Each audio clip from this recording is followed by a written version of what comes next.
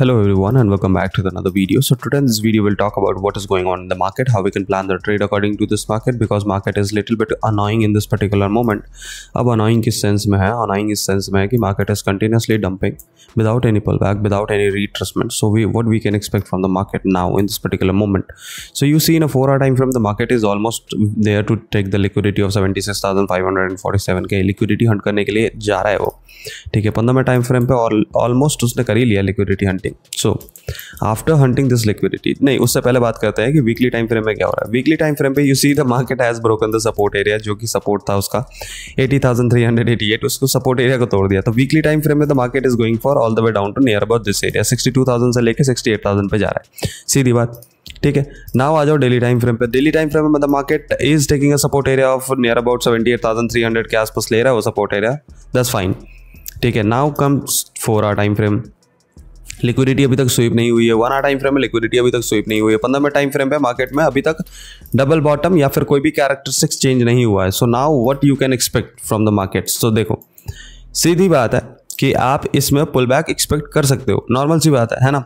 But pull back expect करने के लिए मार्केट में एक सर्टेन पीरियड ऑफ मोमेंट्स की जरूरत होती है. ठीक है, फॉर एग्जांपल के लिए you need a break of structure, change of character. So for that you have to wait for it. ठीक है, जैसे कि फॉर एग्जांपल के लिए लेट्स सपोज कि 5 मिनट टाइम फ्रेम पे हम कैंडल्स को ऑब्जर्व करते हैं एंड कहते हैं कि यहाँ पे break of structure and change of character की रिक्वायरमेंट है. कैसे होगी? So first market has to break these areas जो कि नियर अबाउट 78,200 300 का एरिया है. तो पहले मार्केट को ये एरियाज ब्रेक करने पड़ेंगे, do some retracement, then you have a perfect opportunity for a long side trade. ठीक है, अब ये लॉन्ग कहाँ तक जा सकता है? पॉसिबल सिनेरियोज क्या है इसके? पॉसिबल सिनेरियो 82,500 तक भी है. बट अभी के लिए आप इस एरियाज को एज अ लिमिटेड जोन्स मान के चलो, मतलब इंपॉर्टेंट जोन मान के चलो, जो कि है 79,500 से लेके 78,800 वाला एरिया आपके लिए एक इंपॉर्टेंट जोन है.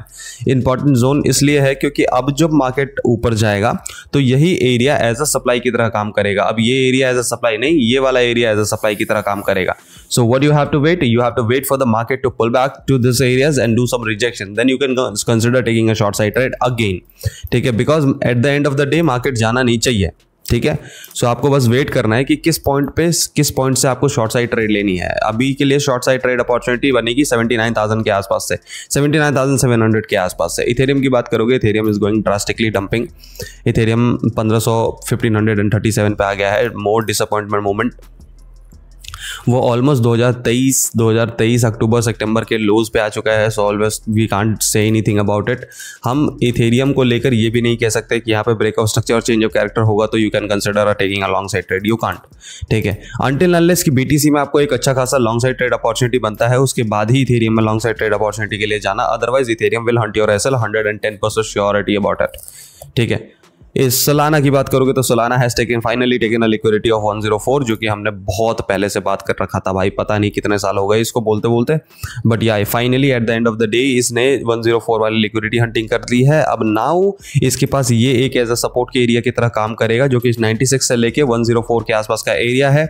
अगर मार्केट ने 94 का एरिया ब्रेक कर दिया तो then it will try to go down to near about 67. You should be considering that factor कि भाई Solana can go to near about 65. This is the possible scenarios. Okay, now let's talk about goldy. Goldy बहुत interesting है actually. ठीक है, गोल्डी में हमने यहाँ पे लॉन्ग साइड ट्रेड ले रखा था, बट गोल्डी जब ओपन हुआ तो वो नीचे गया पहले. हमारे एंट्री एस भैंस क्या कमाया था भाई, 31 32 पे लगा रखा था मैंने. एसएल खा गया हरामखोर, मतलब प्रॉफिट ऑलरेडी बुक कर रखा था, 31 पे लगा रखा था मैंने, खाया, नीचे आया, फिर ऊपर गया, फिर at the end of the जाना 50 पे गया, फिर रिजेक्शन लिया भाई. अभी what we can expect from the goldy? So you see in a 15 minute time frame the gold has broken the areas. So you see there is a break, some break of structure happening in the market. Also you can say consider a change of character happening in the market. So what you can expect? You can expect a upside momentum from the goldie if the goldie will break this area, जो कि है 54 का area break किया, retracement करा, it can go high. Okay, first scenario. Second scenario the goldie will take a rejection from these areas only. ठीक है, यही वाले एरियाज पे रिजेक्शन लेगा, जो कि 53 से लेके 38 के आसपास का एरिया है. इधर से ही रिजेक्शन लेके now it will form a bottom like this. क्यों? क्योंकि आप कह सकते हो कि इसको as a breakout retracement continues down trend, मतलब लोअर राइज फॉर्मेशन करके कंटिन्यूसली डाउन ट्रेंड जाने की कोशिश कर रहा है. So goldy can do that. ठीक है, आज के लिए इतना ही. वीडियो अगर पसंद आया हो तो लाइक शेयर कमेंट करना, चैनल पर अगर नए हो तो सब्सक्राइब करना मत भूलना. मिलते हैं नेक्स्ट वीडियो में, तब तक के लिए स्टे हेल्दी, स्टे सेफ.